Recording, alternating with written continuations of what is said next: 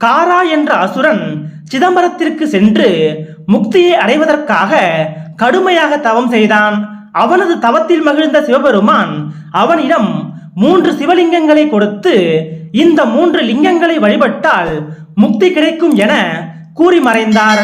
காரா 3 லிங்கங்களுடன் தெற்கு நோக்கி சென்றான்.